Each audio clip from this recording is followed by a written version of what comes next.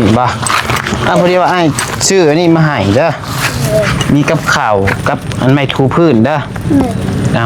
ให้รักษาบัดนี้เด้ออันที่สองได้ไม่ถูพื้นนี่อาจับมาให้ฮักห้องนอนในเฮือนนะบ่นี่นี่บ่ชูว่าบ่พักภาพเรียกกูจะป้าให้ชูอยู่สิชูนั่นแหละให้ชูเอาน้ำพอชูดังเงินเรียกกูจะมาฝากเงินไหนเด้อ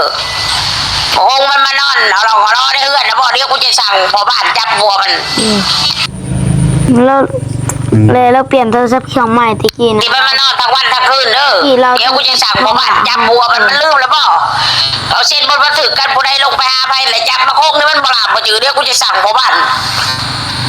จับบัวมันเลยมันเขานอนอยู่ขุกวันมานอนละลองละรอแต่ละมือแต่ละวันบอกเขาได้เขาเบาแก้วกะบอกให้มันมามันบ่ถึกได้แบบนี้นะมานอนกลางวันก็มานอนอยู่นอนกินในเฮือนนี่มันมาแล้วมันก็เมื่อก็แป๊บหนึ่งก็เมื่อไม่ใช่สิมานอนทั้งวันทั้งคืนอยู่ในเฮือนนี่บ่ได้เด้อจะนอนนี่กูสิบ่เมื่อชั่วเลยกูสิอยู่ไทยเลยถ้าเบิ่งว่ากูสิป้าชูอยู่มันก็ชูวนวายนะบ่คงไหลมันมาก็บอกมันเมื่อเลยอยู่บ่ได้การจะตั้งเขาบ่ได้ให้อยู่ป้าอ้างจากนี่แหละเขาจดบันทึกกันแหละบอกพุทธวีเขาจดบันทึกแหละผู้ใดไปหาภัยเขาจับผู้ลงไปบอกเขาก็จับมาคงมาพี่เขาก็จับจดเช็ดบันทึกกันแหละผู้พ่อบ้านจ่านะ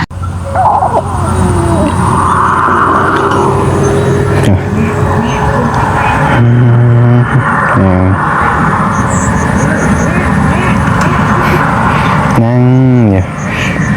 มันใส่ขี่รถมาเปิดที่แรกเป็นทางเราจะพาไปอยู่มาจอดรถอยู่นี่พอเราเห็นนั่งกดโปรดจะหันพี่น้องเนาะอยู่กับมากับแมวชีวิตจริงพี่น้องเนาะ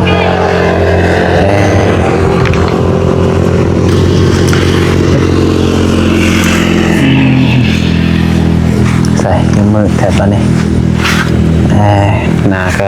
ดำๆพี่น้องเนาะหนาก็ค่ำๆมืดใช่ปะเลยหามุมก่อนพี่น้องเนาะช่วงนี้แห้งหนาดำค่ำเครียดอยู่พี่น้องเนาะเอาโดยกับทักทายสบายดีเด้อสบายดีสวัสดีพ่อแม่พี่น้องFCเบิร์ดสุขูสุคนบุษมองสุบอนบอกว่าอยู่ฝั่งลาวฝั่งไทยและก็อยู่ทางต่างประเทศนะครับเนาะกันยินดีต้อนรับเข้าสู่ช่องสายโกกสายบุญอีกแล้วพี่น้องเลยพอดีว่าทั้งน้องบัดไซก็เวลาวันนี้ก็เลยว่าแล่นขึ้นมาหาทางน้องทรายก่อนเนาะน้องทรายสายฟ้าพี่น้องเลยเพราะว่า3-4 มื้อขึ้นหลังน้องบัดไซได้บอกน้องๆเพิ่นไว้ว่าให้น้องเพิ่นอนามัยเก็บกวาดเทือนซ่านพี่น้องเนาะแล้วสิเติมบัตรให้พี่น้องสิเติมเงินรายเดือนให้ถ้าว่าซอยกันก็สิเติมให้เบิด2ถ้าว่าผู้ใดผู้หนึงเฮ็ดผู้เดียวแล้วสิเติมให้แต่ผู้เดียวพี่น้องเนาะก็บ่ฮู้ว่าน้องๆเพิ่นเฮ็ดหรือบ่พี่น้องเดียวก็ไปเบิ่งผู้ชมนำกันนั่นแหละพี่น้องเนาะแล้วก็อีกเรื่องนึงพี่น้องเนาะก็คือเห็นในคลิปเบาแก้วพี่น้องเนาะคือว่าเมย์สายฟ้าแซดมาว่าซั่นนั่นคือว่าสั่งห้ามบ่ให้พ่อมานอนบ่คือว่าแนวใดพี่น้องบ่ใส่ก็ยังบ่เข้าใจคือกันพี่น้องเนาะบ่ฮู้แต่ว่าได้ยินในคลิปคร่าวๆว่าบ่ห้ามบ่ให้มาหาบ่ซั่นเนาะบ่ว่าพ่อมาหามานอนมากินมานอนนำบนมือบนเว้นซั่นบ่เฮ็ดเวียกเฮ็ดงานบ่ว่าแนวใดพี่น้องเอ้ย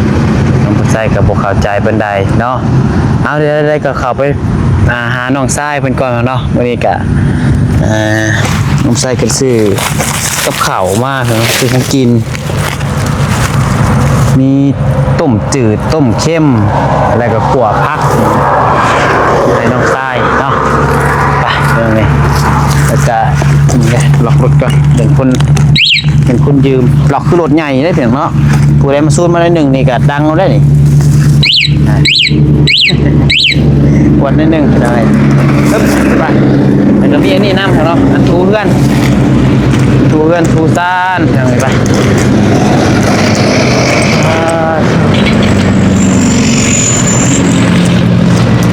แดดเนาะเป็นแดดยังแล้วคนนี้เป็นแดดก็แดดแท้แดดว่า ดก็ดีจ้ะแดดก็ดีฝนก็ดีหนาวก็ดียามใดก็ดีเบิดเนาะ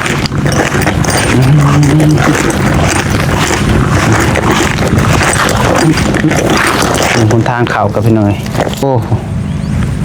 ขี้ตมตุ๊บโอ้ยได้ไป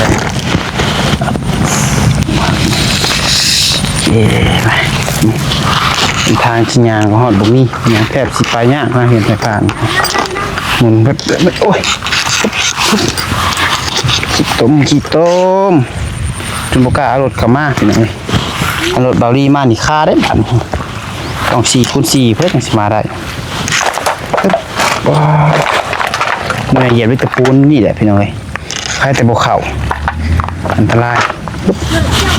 โอ้เถอะ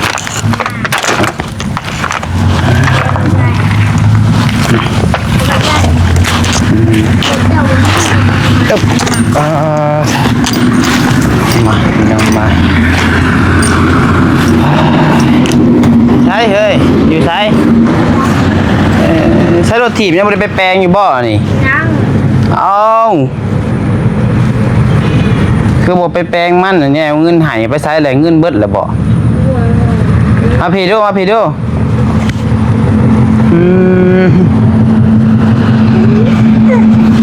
เราแม่เฮาเราหายหัว ฮะ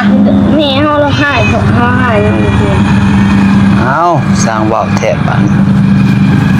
เพราะเราทีมนี่คือบอกไปแปลงอยู่ทีมนี่เอาเงินหายมือนั่นหาเงินอยู่น้ำพายเงิน ยืมเราเลยพี่ อยู่น้ำพายก็ เงินปอง เงินอยู่น้ำพอ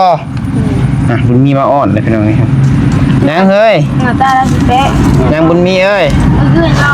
นางดำน้องบ่ใส่หาไปแปลงใส่โซ่ใส่ยังบ่ไปแปลงอยู่ของเราโอ้ยเป็นทิศแหละนี่เนาะผ่านมาเป็นทิศแหละแต่ก็อย่าชุดเจ้าดอกชุดเจ้าบ่อยากขี่ก็สุดแล้วแต่ย่าบ่อยากขี่อยากใส่ให้ดอกให้จังนี่ไปแปลงแต่ว่ารถจ้างหาแปลงแล้วบ่ เลย ไปมานั่งก่อนนั่งมั้ย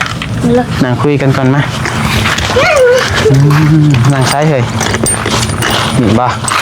พอดีว่าไอ้ชื่ออันนี้มาให้เด้อมีกับข้าวกับอันไม้ถูพื้นเด้อเอาให้รักษาบัดนี้เด้ออันที่2ก็ได้ไม้ถูพื้นนี่เอาจับมา เดี๋ยว ให้รักษาจับมาเฮ็ดดีๆซื้อมาให้บัดนี้อีกเพบัดนี้บ่ซื้อมาให้แล้วเด้อบ่สิโดนอยู่ซื้อได้ ดูปันน้ำมันเลยว่ะ เนี่ยปันน้ำ อ๋อนี่มันรุ่นบิดในมือเลยอันนี้ ใช่ จุ่มๆนะจุ่มน้ำใส่ถังเลยกะบิดเลยเมืองเดียวสิสอนรุ่นนึง เลย นั่ง นี่ ก็มีคนใบกะเพราเนาะ เลย นั่งเรียบดี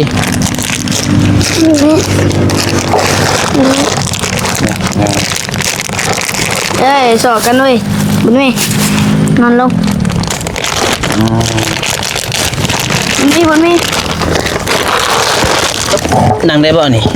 ได้ ตัวเดินนั่งได้ตัวซูมกดประจักษ์เวียนเอามาใช้อาจิซอนวิธีใส่นี้ก็เอาน้ำยาใส่คู่คือว่าใส่ยังก็ได้ใส่กระซ้ำก็ได้แต่จุ่มลงนี่เด้อ เลย จุ่มมันเปียกง่ายนี่ซ้อนนี่พอมาซ้อนนี่จุ่มให้เปียกแล้วก็แล้วก็บิดแบบนี้นี่แบบนี้บิดให้น้ำมันออกจนมันเสด็จ เลย แล้วก็เอาไปถูเพื่อนให้มันสะอาดแล้วก็เอามาจุ่มน้ำอีกให้มันเสด็จไล่ให้มันเสด็จให้มันนั่นเด้อ อ้าว เข้าใจป่ะ เลย โอเค เป็นการขาด อย่าบุญมีจะบริกินได้มันเกิดขาดนะเห็ดบุญมีจะเห็ดเกลือมันอยู่ป่ะ ใช่นะเกลือแล้ว หิวเข่าป่ะจ๊ะ ถ้าเกลือเพื่อนแล้วมึงเขาดิแล้วตอนเพื่อน โอเค เกลือเลยเพื่อนก็มาหาเขาเลยเพื่อนจักไปใส่ตอนเช้าเลยกัน น่ากมาบ่นะ เลยจักเพื่อนไปใส่ของเพื่อนเขาก็บูโฮ โอเคบนมีนะดำอยู่เพื่อนบนมีมือนี่ บักดำมาอยู่กันบนมือ เลย เหนื่อยแล้วอยู่กับไพ่มือนี่ อยู่คนเดียว อยู่คนเดียวมันทวีไปใส่ ไปเพื่อนต่อ มันทวีไปเพื่อนบุกต่อ เลย พิ่นเฮ็ดเองเพิ่นกวาดเฮือนแล้วเฮาเก็บขี้เหงื่อคนเดียวเฮาเพิ่นกวาดเฮือนเฮ็ดเตือนเพิ่นบอกเตือนกันเฮ็ดกับเฮา พากันอนามัยเพื่อนน่ะบ่ เลยเฮาเก็บขี้เหงื่อเพิ่นกวาดเฮือน โอเคบุญมีอยู่ดีๆบุญมีนอนอยู่ดีๆโอเคนึกว่าการสนะว่าไอ้บอกในไรจืบบ่ จะบอกให้เก็บขี้เหงื่อให้มันแล้วจะสิเต็มเลย จื้อตัวนี้เนาะจื้อดีเนาะตัดแล้วบ่ผมฮะ ตัดแล้ว ไปพาไปตัด บอกแก้ว เงินไผ เงินตัวเจ้าให้มื้อนั้นแหละเฮาขายน้ำใหม่มื้อเช้านี้เฮาได้20,000 อืม เงินตัวเจ้าให้มื้อน่ะ อืม เฮาให้พอเติมน้ำมันรถเราขึ้นมาหาเฮาเลยแล้วเราบ่หันนอนนำก็เลยใส่น้ำมันให้เรา เอ้า เราขึ้นมาแบบเราขึ้น เงินนายหา100,000ไปตัดผมมาเจ้าให้พ่อ ให้พอเฮาหา10เราอะเงินบ่พอ อืม เงิน10,000นี่ แต่บุญทวีตัดแล้วผม ตัดแล้วเพิ่น เออ บุญทวีให้เฮาหา10พอดีเฮาก็เฮาให้พอเฮาเบิดหา10เราอะเงินระเบิดเฮาก็เลยให้เราเบิดเลยเฮาขาย เงินนายเอาให้100,000เนี่ยจะปันกับบุญทวีคนละ50แต่เจ้าหาเอาเงินให้พ่อไปเติมน้ำมัน เลย เออพอเจ้าก็บ่มีเงินบ่ เราบ่ได้ซื้อเฮ็ดเวียกเด้ แสดงว่าเงินนายเอาให้ไปแบ่งรถถีบมันเบิดแล้ว บ่ฮู้ได้เฮา เออ เรากินข้าวเด้เมื่อคืนนี่เรากินข้าวเราให้อาหาร10เรามามื้อใดมามื้อวานนี่เรามาบ่ มา เรามาวานนี้แต่ว่ารถถีบมันเราบ่ได้ว่าได้บ่คือบ่ยันว่าได้ ยังเลยเอาทันบอก เรายังบ่ได้ว่าแนวใดเราสิไปแปลงไปหยังเพราะว่าอ้ายให้มื้อน่ะเท่าไหร่จื้อบ่ให้เอาเงินให้ 400,000 400,000แล้วแปลงโอจักเบิดเท่าใด เบิด200,000หา เบิด250,000แล้วยังเหลือ เรากำลังสั่งเบรก แล้วยังเหลือ150,000แค่150,000อ้ายบอกว่าหาไปแปลงรถถีบเนาะ เลย โอเคแต่ก็สุดแล้วแต่ดอกเนาะเพราะว่าน้องปัสไซกับมื้อนั้นเอาให้นั่นว่าฝนกระตกที่แรกว่าสิเอาไปแปลงให้พาไปแปลงให้น้องปัสไซสิจ่ายเงินให้อยู่ห้านมื้อนั้นนะแต่ว่าฝนตกแต่บวกน้องปัสไซกับพร้าวแน่มื้อนั้นก็ได้ก็เลยว่าหาเงินให้เพิ่นเพื่อว่าเพิ่นสิเอาไปแปลงเบิดเนาะแต่ว่าเพิ่นเอาไปแปลงตุกจักเนาะ เลยแล้วมีหั่นแป้งแถวนี้เพิ่นหั่นก็อยู่ไกลเนาะ โอเค นี่ยาวให้มัน อันจะว่าแม่เจ้าบ่ให้พ่อขึ้นมาหาบ่ เลยรอขึ้นมาเลยพอสิเราสิจับ คันแม่เจ้าคันพ่อเจ้าขึ้นมาหาเจ้าเลยแม่เจ้าสิสั่งตำรวจจับ สั่งพ่อบ้านจับเรา สั่งพ่อบ้านจับ นี่ เป็นหยังคือสั่งพ่อบ้านจับ เฮาก็บ่ฮู้เอาให้เราส่งเสียงมาหาเราได้ ใช้โทรศัพท์เจ้า อยู่ใน กลับมาไปกลับมาด้วยฟังสั่งว่าเท่คือสั่งจับเป็นยังไงนะ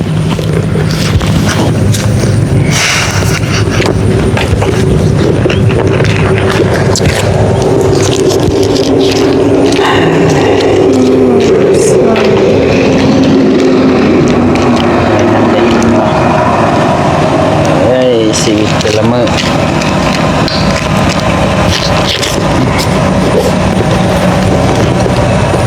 โอ้โห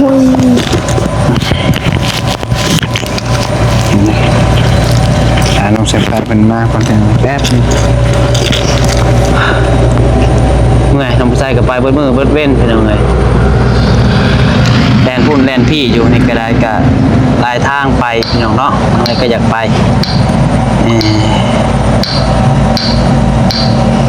ดูสบายอยู่นี่ก็ปวดเจ็บเปิดเลยทางหลังปวดกันข้อเนาะอยากจะสู้เป็นยังไงแล้วก็เจ็บบอลนี่มันคัดนะเป็นยังไงน้องผู้ชายเจ็บแทบต้นคอแทนคัดเปิด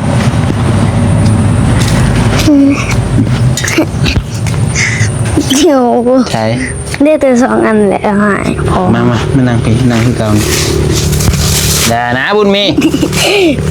ไงคิดเด้ออย่าจ จ้อยจังกินขอจ้อยว่าสิเกลืออีก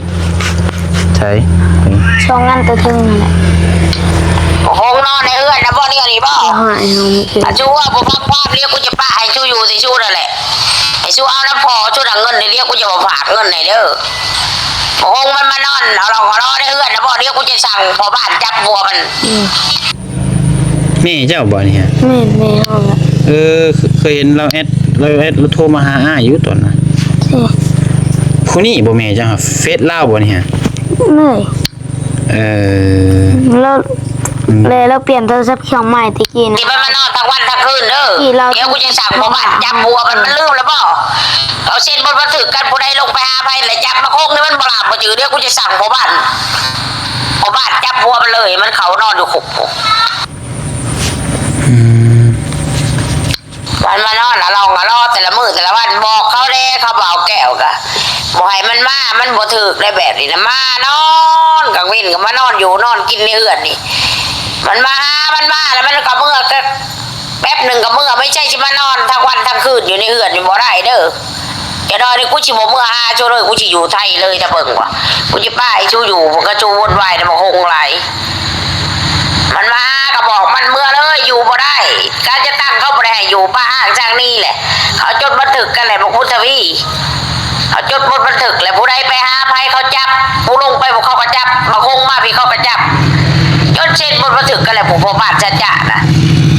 บอกมันโนดประคงน่ะก็เจ้าหน้าพ่อบ้านที่จับบัวมันเขาบอกกูเลยเขาโทรมาหากูเนี่ยที่เขาลุงล้อมอ่ะเขาจับจริงๆนะแม่มันมีเงินไปถ่ายเอาบอก จับจริงๆด้วย จับจริงๆเหรอ พูดไทยผสมลาวด้วย เหมือนเลยวะ แม่คุณเป็นคนไทยใช่ไหม อีกวันหนึ่ง เราไม่ ห้องนอนในเอื้อนนะบ่นี่นี่บ่อาชูว่าบ่พักความเรียกกูจะป้าให้ชูอยู่สิชูนั่นแหละไอ้ชูเอาน้ำพอชูดังเงินนี่เรียกกูจะมาฝากเงินไหนเด้อห้องมันมานอนเอาเราก็รอในเอื้อนนะบ่เรียกกูจะสั่งพอบ้านจับบัวมันที่มันมานอนทั้งวันทั้งคืนเด้อเดี๋ยวกูจะสั่งพอบ้านจับบัวมันลืมแล้วบ่เอาเส้นบนบันทึกกันผู้ใดลงไปหาไปแล้วจับมาโคกนี่มันบ่หลับบ่จือเดี๋ยวกูจะสั่งพอบ้านจับบัวมันเลยมันเขานอนอยู่คุก เยอะกันเยอะกัน จริงจ้า แล้วก็เยอะกัน เลย แม่เจ้าแล้วส่งมาโทรมาบอก เลย เออ เอาเมื่อวันเถอะเขาได้หับเราเมียนแล้ว อันพ่อเจ้าหาแล้วขึ้นมานอนน้ำเจ้าบอก เราไม่ได้ชูนอนเรานอนแต่กลางเว้นกลางคืนเราเมียเราก็เรา จำจื่อได้บอกว่าเรานอนนั่นจักเถื่อแล้วนอนอยู่เพื่อนเจ้ากลางคืน ประมาณ2-3 เดือนเลย นอนล่าสุดมือใด โมโห โดนบ่ละโดนละ โดนเติบแล้ว เราเคยนอนเดียวแล้วนะ ทางแม่เจ้านี่แล้วว่าพ่อเจ้านี่มากินมานอนอยู่นี่เบิดมือเบิดเว้นบ่เราเว้านี่ แล้วคือฮู้ว่าพ่อเจ้ามากินมานอนอยู่นี่เบิดมือเบิดเว้น บางเมื่อเราพอนะเราขึ้นมาแต่กลางคืนกลางเว้นเราไม่ได้ขึ้นมา แม่นบ่ แม่น เอาแล้วแม่เจ้าคือฮู้ว่าพ่อเจ้าหามากินมานอนอยู่นี่เบิดมือเบิดเว้น เราเห็นว่าแมวนะเพราะว่าเราเห็นว่าพอหนึ่งเขาให้เฮาเลยพอหนึ่งเขาก็เลยพอดังไพ่ให้เฮาหนึ่งเขาเมื่อละตอนเช้าว่าแล้วนั่นแล้วดังไพ่ให้เฮาเลยบัดนี้เราก็เมื่อเลยนอนตื่นสวยแล้วเมื่อเราก็หนึ่งเขาให้เฮา บ่อ้ายอยากฮู้ว่าแม่เจ้าหาคือฮู้ว่าพ่อเจ้าหานอนอยู่เฮือนกับเจ้าทั้งกลางเวรกลางคืน ทำบ่ฮู้เลยเฮา ก็ฮู้กับไผบอกเรา ย่านพ่อบ้านที่บอกเราเอาเบิ่งได้ แต่พังละเว้านี่ละว่าบ่ห้ามให้พ่อเจ้าขึ้นมาหาเจ้าบัดนี้บ่ เลย ห้ามให้ขึ้นมาเลยบ่คือว่า ขึ้นนั่นให้ขึ้นมาแบบขึ้นมาแบบเดียวนะ ขึ้นมาแว่นิดนึงแล้วก็ไปแบบสิบ่ เลย แบบบ่ให้มานอนอยู่เฮือนอยู่ซ่าน เลย เราห้ามบ่ให้มานอนนำซุเจ้า เลย จากสิว่านะว่าใส่ก็ได้พี่น้องเนาะโอ้ยคนเฮาได้ขอถามเจ้าจากใจเจ้าเด้อ ยัง เจ้ายังให้พ่อมาอยู่นำอยู่บ่ อยากให้มาอยู่ ยังให้มาอยู่ เลย อันนี้คือจากใจเจ้าเลย เลย อืม ว่าเจะอยู่เพื่อนผู้เดียวเจ้าก็ย่านบ่ย่านบ่เอา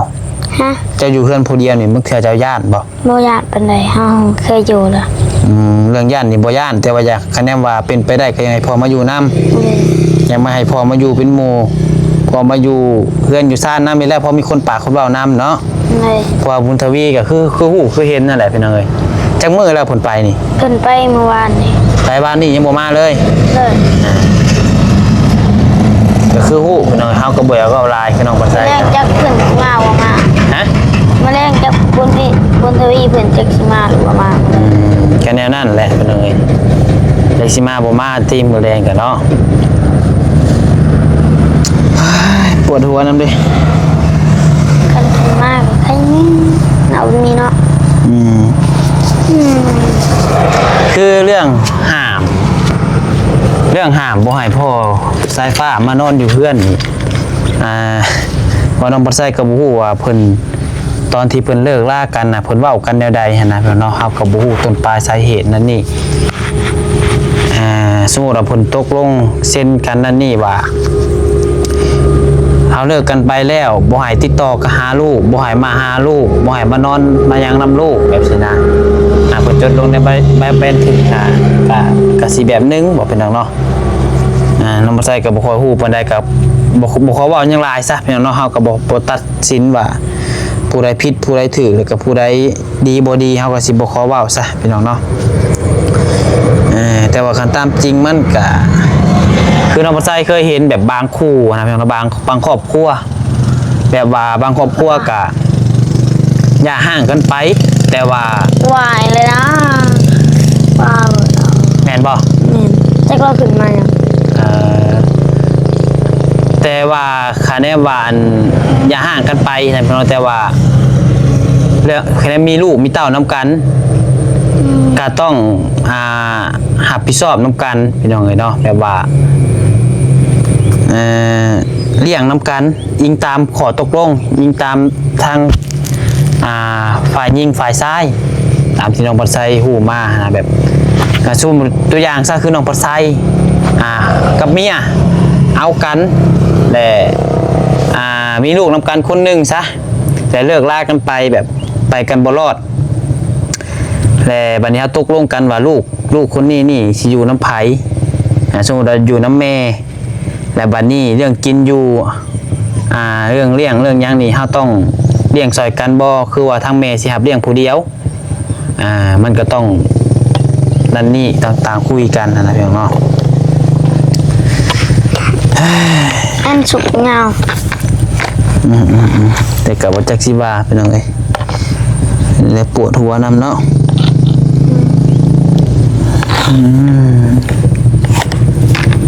เตือนอยู่พี่น้องเอ้ยต้องมาใจก็ได้บ่จักว่ายังลายคือว่าวอะไรพี่น้องเอ้ยก็ว่าวไปเดี๋ยวเฮาก็สิว่าให้เฮาโยแย่นั่นนี่อีกพี่น้องเอ้ยเนาะต้องถามพ่อสายฟ้าอีกเทื่อนึงเนาะต้องไปถามพ่อน้องสายฟ้าเพิ่นพี่น้องเอ้ยเดี๋ยวน้องปัดไซมีโอกาสน้องปัดไซก็สิไปถามคุยกับพ่อน้องสายฟ้าเพิ่นอยู่พี่น้องเอ้ยเนาะ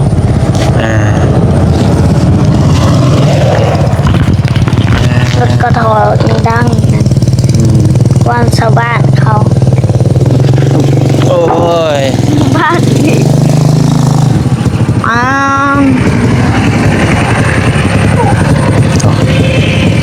มาพอดีเลยพี่น้องเนาะ ป้อนไม้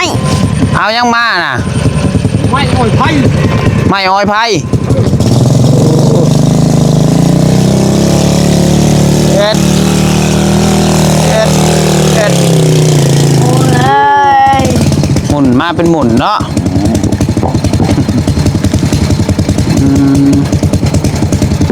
รถแม่แรงแต่แซงไม่ได้รถแม่แรงแต่แซงไม่ได้รถแม่แรงแต่แซงไม่ได้เอาทำเนาะ นั่นแหละเป็นยังไง รถ ดี แม่ แล้ แร ว ง ซะ แต่แซงไม่ได้รถแม่แรง มาพอดีได้แหละมาสมา ทองก่อนยันลุก เอาใหม่ไป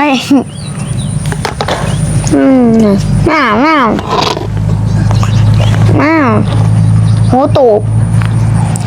ปักตูบแล้วเคยซื้อดำใหม่ ไป ให้คงกินข้าวไปไหว้ก่อนประสามไปเบิ่งดูเฮือนซ่านเป็นอะไรไป ตอนเช้าแม่ เอาอันนี้เข้าไปไหว้น้ำนี่อันทูนี่โทรศัพท์คันบรินแล้วเข้าไปไหว้เลยไป บ่ได้วิตลินละ โอ้คนมาส่งน้ำกินบ่น่ะ เลย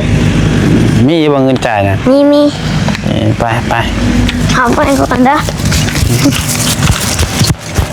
เดี๋ยวมาเบิ่งเฮือนซ่านก่อนเพียงเนาะเป็นแนวใดปัดทูแม่นคือบ่คือว่าแนวใดคิดตัวอ้ายบ่ปัดแล้วบ่นี่ เลย ฮะ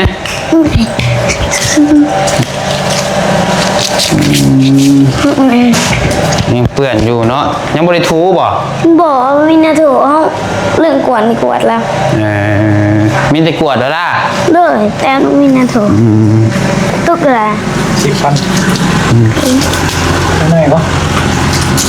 อะไรก็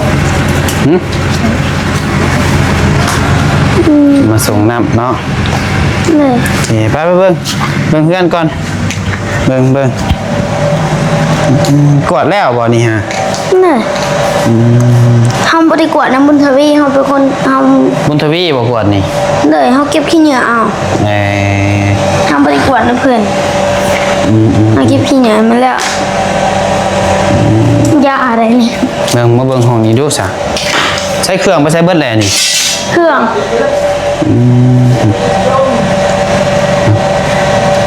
แล้วก็ตุ้มนออกบ่ได้สุดแบบอะไร ได้ซำนี้บ่ เลย เพราะว่าพอสร้างแล้วเรายังบ่ได้ขึ้นมาเลยบ่ เลย เพราะว่าอ้ายบอกเราว่าให้เรามาเก็บงานของน้ำเจ้าให้แต่ว่ายังบ่เห็นมาเลยเนาะ เลย สิ กระ ว่า โดด อะไร แผ่น น้อง เดียว ใส่ แล้ว ก็ ยัง บอก บ่เห็ดให้ตัวนี้หน่อย น้องใส่ก็เมื่อยบอกเมื่อยเว้าอะไรพี่น้องเนาะ ขึ้นไม่เอาเลย น้ำมันยังใส่มันอยู่บ่หามมันนี่ ยัง ใส่มันไว้แนหมุดจังบ่ขึ้นฮะ เลย ของอยู่ของกินได้ซื้อมาฮะกินเบิดอยู่บ่ บ่เบิด กินบ่เบิดก็กินหลายๆแล้วนั่นกินให้มันเบิดซื้อมาหลายพวกไปคือว่าบุญทวีอยู่นั่นไงเฮือนนี่ยังบ่ผ่านเฮือนนี่ยังบ่เติมให้ เลย ต้องถูก่อน บ่มีแน่ ปัดแล้วก็ถูให้มันสะอาดกว่านี้เด้อ เลย โอเค ยัง ปัดถูให้มันสะอาดกว่านี้เด้อ เลย แต่อาจจะเติมใหม่เพราะว่าเมื่อคืนนี่ก็ส่งคอบัตรน้ำนองปัดไส้อีกเดี๋ยวไง เฮาพอดีพอเอาเงินมาให้เฮา ฮะ พอดีพอต้องสื่อเสียงหาเจ้าพอกำลังขึ้นมาเราเงินไหนหาสิพอดีเอาให้เราไปซื้อให้ ในคอน้ำมาอีกให้เติมให้1,000เมื่อคืนนี่กัน ตอนคนเจ้าพอยังไม่ทันได้ขึ้นมาเฮาว่าพอเฮากำลังขี่นอนนะเมื่อคืนนี่ มีแต่ว่านั่นแหละเด้อมีแต่ เนี่ย ไพ่มันหุงกุ้มคืนอยู่บ่คืนบ่ มันกุ้มเลยมันบ่แพ้เอาขึ้นหลังคากุ้มแดดตอนเช้ามันบ่ฮอด เดี๋ยวจะได้ไปซื้อขึ้นให้แต่พ่อเจ้าคนเอาขึ้นได้อยู่บ่ ตาทางหลังน่ะจะสิฮอดอยู่ติ อันว่าพ่อขึ้นได้ก็ให้พ่อขึ้นแต่ว่านั่นแหละอันเรื่องเงินเรื่องซ่าน